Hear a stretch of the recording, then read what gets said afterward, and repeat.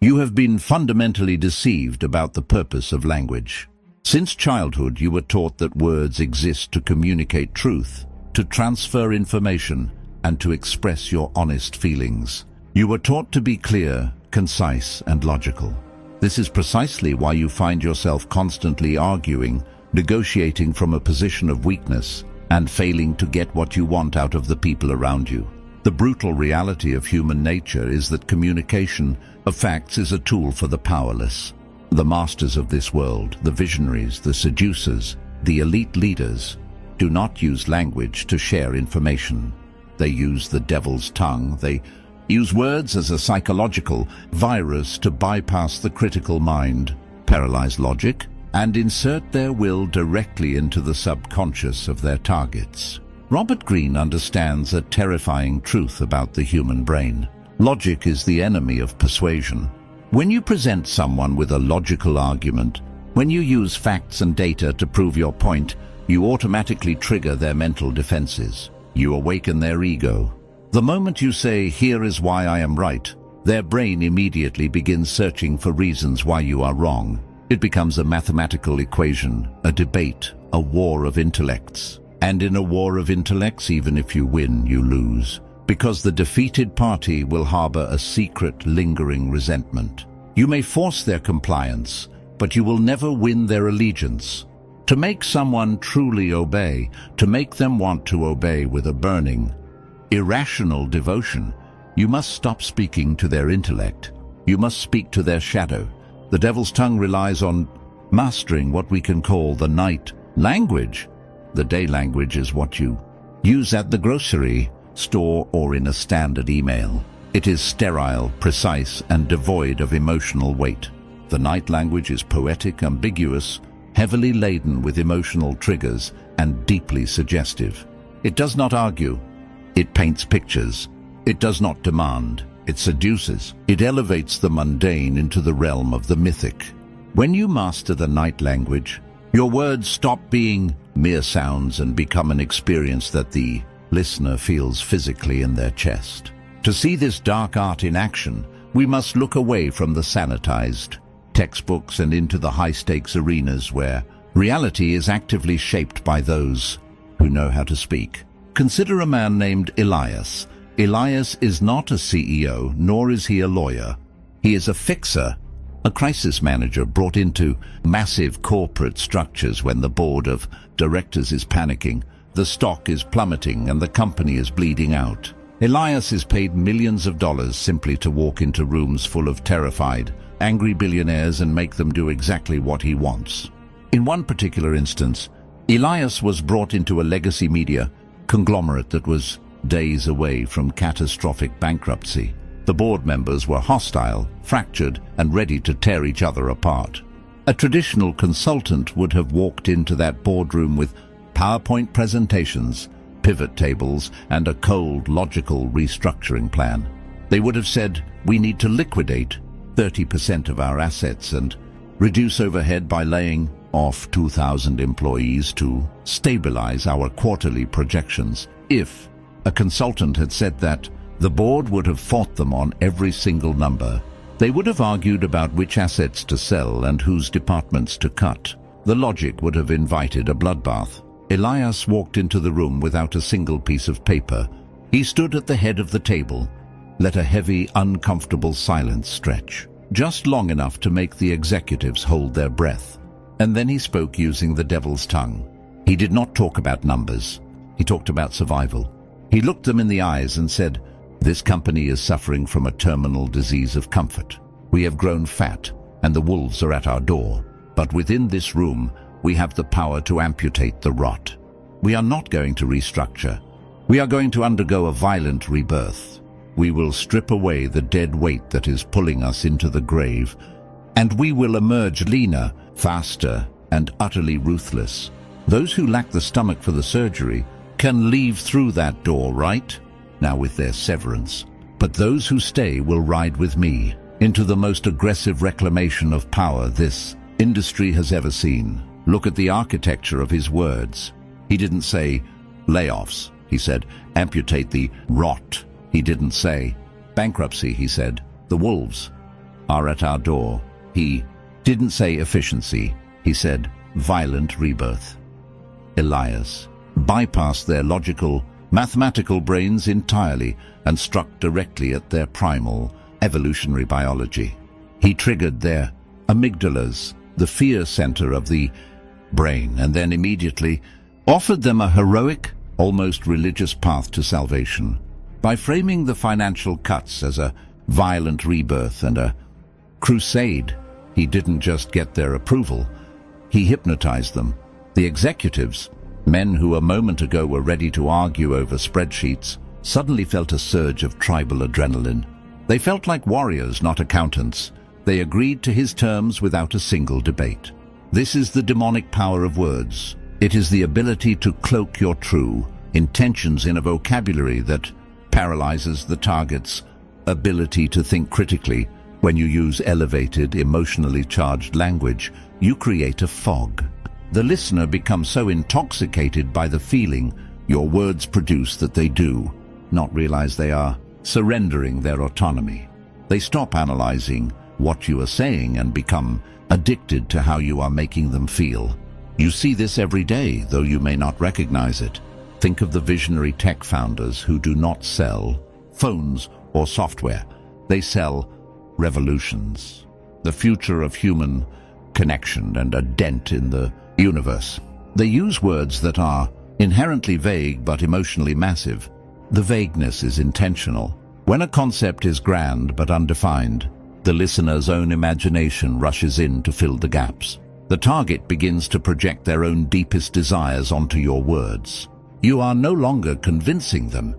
They are convincing themselves. If you want to wield this power, you must ruthlessly eliminate the habit of over-explaining. Over-explaining is the ultimate sign of weakness. It signals to the other person that you are begging for their understanding, that you need them to agree with your logic. The master of hypnotic persuasion never begs for agreement. They make declarations. They use metaphors that evoke strong sensory reactions. If you want someone to stop doing something, you do not logically explain why it is a bad idea. You describe their action using words associated with decay, weakness, or slavery. If you want someone to follow you, you do not give them a list of benefits. You describe the future using words associated with destiny, awakening, and absolute freedom. But creating emotional fog is only the first layer of the devil's tongue. To truly enslave the mind of your target, to make them actively seek out your commands, you must learn how to weaponize the dual forces of linguistic isolation and strategic vulnerability. You must learn how to make your voice the only reality they trust. Once you have learned to bypass the logical mind and create an emotional fog, you must immediately secure the perimeter. The human brain is naturally restless. If given enough time, the critical faculties will wake up, shake off the intoxication of your words, and begin to seek outside validation. They will talk to their friends, consult their lawyers, or rely on conventional wisdom. To prevent this, the master of the devil's tongue employs the next layer of hypnotic persuasion: linguistic isolation. You must use your words to build an invisible, impenetrable wall around your target. You must frame the outside world and anyone who might offer conflicting logic as blind, ordinary, or inherently hostile. The architecture of linguistic isolation is built upon the creation of an exclusive us versus them reality. You do not demand that they ignore others.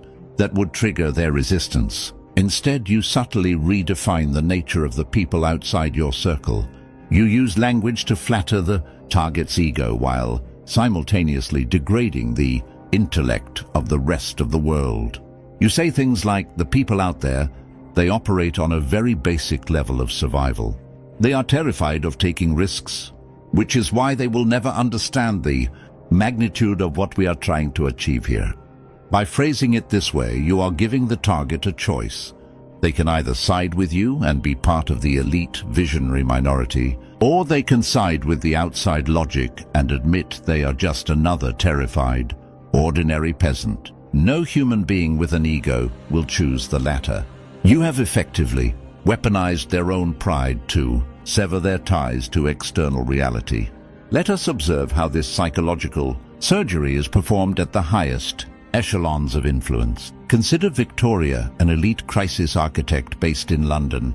She does not handle PR for ordinary celebrities. She handles geopolitical scandals, sovereign wealth fund collapses, and the private disasters of the ultra-wealthy.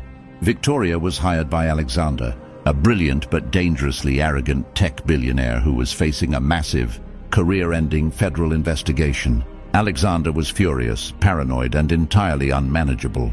His team of high-priced corporate lawyers had spent weeks trying to logically explain the severity of the situation, begging him to issue a public apology and step down temporarily. Alexander fought them at every turn. He argued the law, he argued the facts, and he flatly refused to surrender. Victoria did not bring legal briefs to her first meeting with Alexander. She understood that his ego was an iron fortress that logic could not penetrate. She sat across from him in his penthouse and initiated the protocol of linguistic isolation. She looked at him with a mixture of intense focus and mild disdain for the outside world and said, "Alexander, your lawyers are giving you exceptional advice for a mediocre man. They want you to apologize because they are bureaucrats. They survive by bowing to the system. But the media and the government don't want an apology from you. They want a crucifixion. They despise you because you built an empire while they were busy following the rules. If you listen to men who are afraid of the dark, they will lead you straight into the slaughterhouse. The game we have to play now isn't legal. It is absolute psychological warfare, and you and I are the only ones in this room with the stomach for it." In less than a minute, Victoria systematically dismantled Alexander's entire legal team without ever arguing the law. She used the devil's tongue to label outside logic as mediocre and bureaucratic. She aligned herself exclusively with his grandiosity, validating his deepest, most narcissistic belief that he was a victim of his own exceptionalism. She drew an invisible circle around the two of them, transforming herself from a hired consultant into his only true ally in a world composed entirely of enemies. But isolation is only the setup. To make the target actively surrender their autonomy and obey your commands without realizing they are being commanded, you must deploy the most counterintuitive weapon in the arsenal of persuasion: strategic vulnerability, or the false confession. If you approach someone with unyielding dominance, constantly projecting strength and authority, they will subconsciously brace themselves against you. They will perceive you as a threat to their own autonomy. The master of hypnotic language knows that the easiest way to slip past a fortress's defenses is not to break down the door, but to make the guards feel sympathy for you. You must use words to momentarily appear weak, to reveal a secret that supposedly places you at a disadvantage. After Victoria had isolated Alexander, she needed him to hand over complete control of his company's internal communications, something he had sworn he would never do. She did not demand the control. She leaned forward, broke eye contact for a fleeting second to simulate hesitation, lowered her voice to a whisper, and executed the false confession. "Alexander," she whispered, her tone suddenly fragile, "I have to be honest with you. I am putting my entire firm's reputation on the line by taking this strategy with you. I have partners who are terrified of the blowback. I haven't slept in 3 days because I know that if I miscalculate this, the federal government won't just destroy you. They will come after me for standing in their way. I am completely exposed here. I can only protect us if I have absolute visibility over every single message leaving this building." Notice the demonic brilliance of this maneuver. Victoria is not terrified. She is a cold, calculating predator operating exactly in her element. But by lowering her voice and offering a confession of fear, she radically alters the neurochemistry of the interaction. When someone whispers a secret, our biological imperative is to lean in. We drop our defensive posture.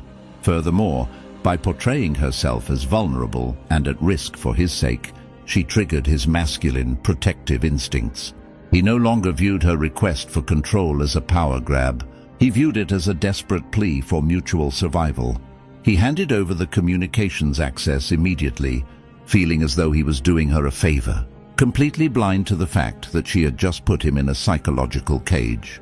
This is the power of the cadence and rhythm of the night language. The devil's tongue is not merely about vocabulary, it is about the spaces between the words. Most people talk too fast. They rush to fill the silence because silence makes them uncomfortable. They speak from a place of anxiety, constantly justifying their existence. The seducer, the master of words, uses silence as a physical weight. When you deliver a potent, emotionally charged statement, you must stop. You must let the silence hang in the air, forcing the other person to absorb the impact. Silence creates a void, and human nature abhors a void. The target will project their own insecurities, fears and desires into that silence, doing half the work of persuasion for you. When you master the rhythm, you can employ the illusion of choice. You use words to guide the target down a narrow hallway, but you make them believe they are the ones opening the doors. You do not say, "You must do this." You say, "We have two paths here. One is safe, predictable, and leads to the slow death of everything you have built. The other is dangerous. It requires a level of brilliance few possess. But it is the only path to total victory. I cannot make that choice for you. Only you know what kind of leader you truly are. You have given them a choice, but it is a rigged game. You have framed the option you want them to take as the only option a powerful, intelligent person would choose. When they inevitably choose the path you designed, their ego attaches itself to the decision. They will fight for your plan with 10 times the ferocity because they firmly believe it was their own idea. They are obeying you, but in their mind, they are simply asserting their own dominance. As you navigate the world, you must realize that every conversation is a battlefield of realities. The person who uses words to transfer information will always be at the mercy of the person who uses words to shape emotion. You must stop arguing. You must stop trying to prove your point with facts. Facts are cold.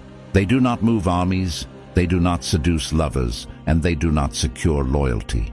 You must begin to speak to the shadow, to the ego, to the deeply repressed fears and desires of the person standing across from you. The final and most lethal layer of the devil's tongue is the art of linguistic insinuation. This is the stage where you stop speaking directly to the conscious mind and begin to plant seeds in the fertile soil of the target's imagination. Robert Greene teaches that the more direct you are, the more resistance you create. If you tell someone what to think, their ego instinctively pushes back.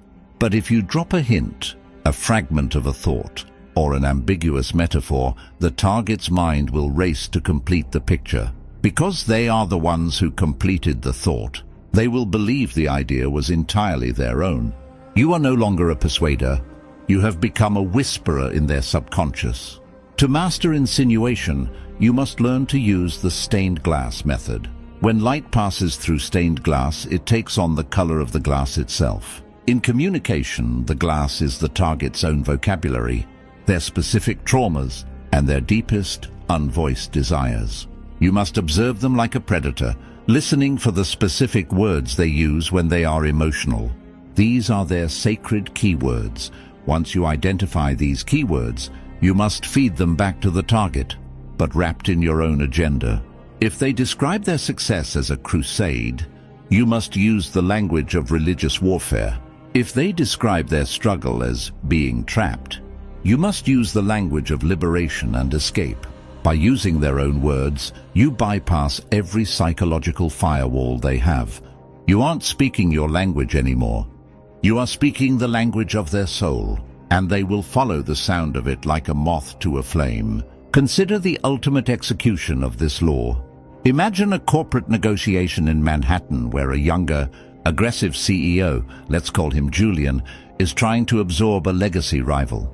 Julian had the capital, but the rival's founder, an old guard titan named Marcus, was refusing to sell out of pure, stubborn pride.